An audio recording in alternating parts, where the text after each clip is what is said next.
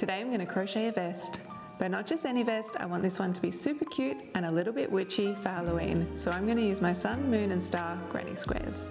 I've got a tutorial for each of these up on my channel if you wanted to make some too, but in the meantime, let's figure out how we're going to make this vest.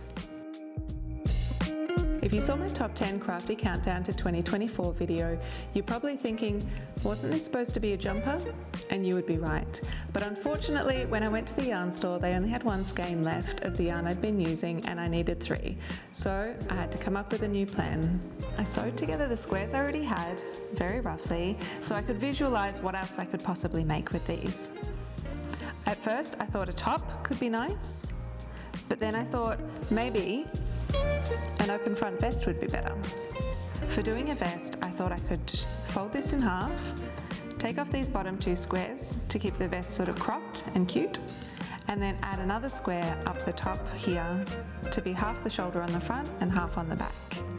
I could have some shaping around here to form the armholes and have the exact same for both sides of the front, and then for the back I thought I could do the same, but then have another row of 3 squares down the middle.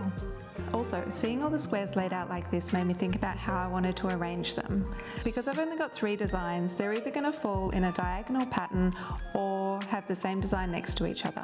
It doesn't matter so much in a project of this size, I think, because you wouldn't really notice when squares are next to each other, but I thought it might be nice to add in one extra design.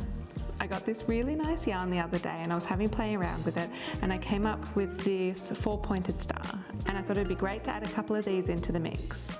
I'll change it so the star is this way up and the square forms around it, and I think it'd be a nice little touch to add just maybe 1 or 2 of them. Also, side note, I love how these squares turned out, and I can't help but feel like a whole granny square cardigan made out of mohair would be amazing. I need a total of 21 squares for this project, so I'm going to go make a few more and then we'll come back and put it all together. This is the blue gum yarn from Black Wattle. It's a beautiful hand-dyed silk merino blend and it's so nice to use. This is the Songbird colourway. I'll link it below if you're interested.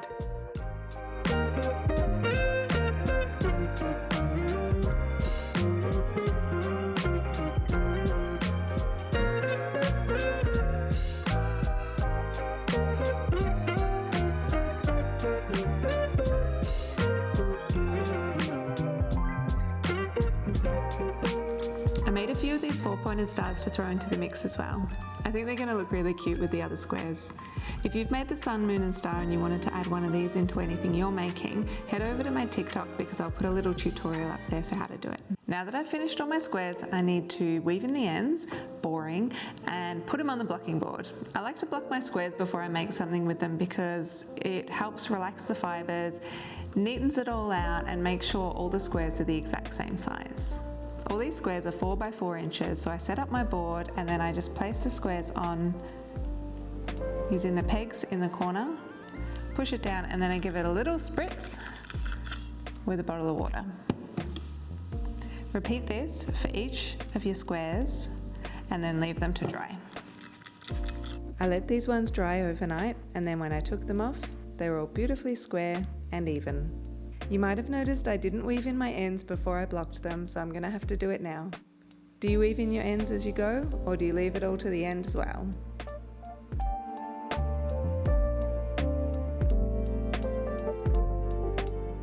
My squares are all ready to go now, so I'm going to lay them out and figure out what order I'm going to put them in. For mine, I decided to have 4 rows of squares at the back to make it a little bit bigger. I'm following the diagram on the right here. I suggest you measure up the squares you're going to use and then lay them out onto a garment that you already own that is a good fit. I used a t-shirt to get the sizing right of mine. That way you can come up with your own pattern that's a perfect fit for you. Also, if you wanted to size up or down but you still wanted to keep the same amount of squares in these diagrams, you could always make your squares bigger or smaller. Now that I know the position of my squares, I need to stitch them together. There's lots of different methods for joining up granny squares, so use whatever you prefer, but for me, I'm going to use a mattress stitch. We're going to work into the back loops of these stitches here. I'll use a contrasting thread so it's easier for you to see. To start, stitch up through the second chain of this corner here. Then stitch down through the back loop of the corresponding stitch on the other square.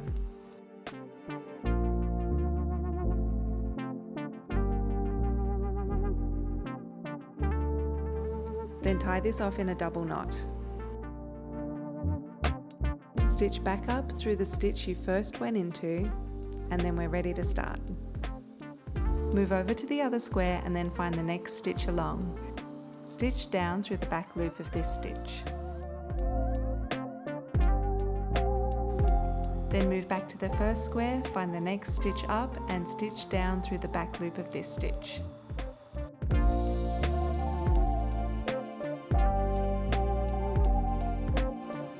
Then move over to the other square, go to the next stitch along and stitch down through the back loop of this one.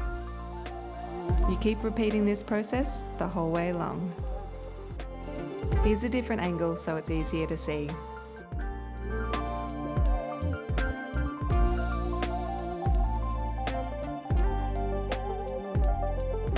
To tighten this seam up, hold the end where you tied your knot and then pull the other side. You'll notice that this creates a really nice flat and even seam. When you finish sewing 2 squares together, just add the next 2 in your pattern and then continue along this line. I'm going to sew all the vertical lines of the vest up first, and then I'm going to sew through the horizontal lines afterwards.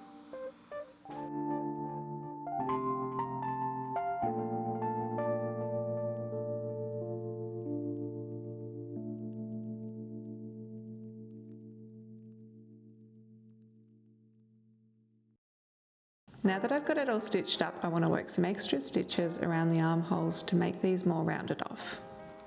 With a slip knot on your hook, count up 4 stitches from the seam. Join with a slip stitch here. In the next stitch along, make a single crochet.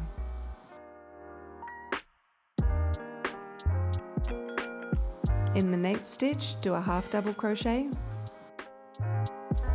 In the next stitch, do a double crochet, and into the join between the seams, do a triple crochet.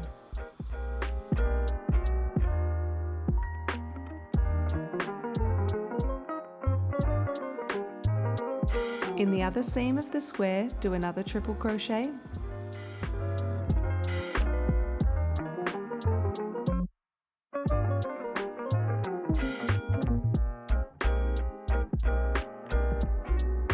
Then in the next stitch, do a double crochet. In the next stitch, do a half double crochet. In the next one, do a single crochet.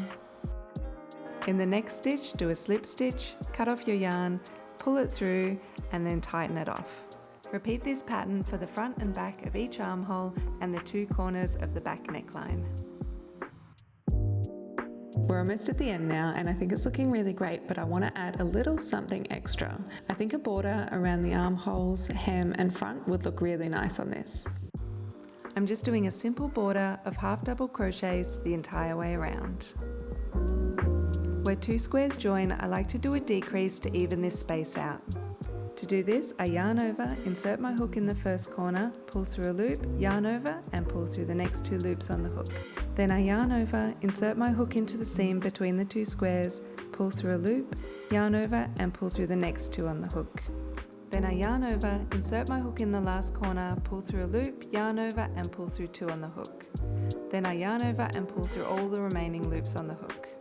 Then I continue making half double crochets all the way along, making sure I don't skip this first one here, which can be easy to miss.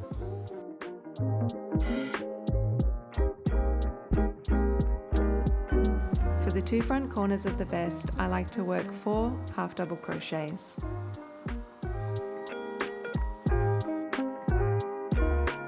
Now I think we're done. It's time to try it on. And here's the vest in all its witchy glory. I think it turned out pretty cute. It's a little bit out there, but I like that. Part of me still wishes I had enough yarn to make it into a jumper, but I think a vest is the next best option. My only concern, however, is that it skates a pretty fine line between looking witchy, 90s and cute, and looking like I'm a magician. What do you think? Is it witch or magician? Let me know in the comments below. Thanks so much for watching. Feel free to stick around and watch some more.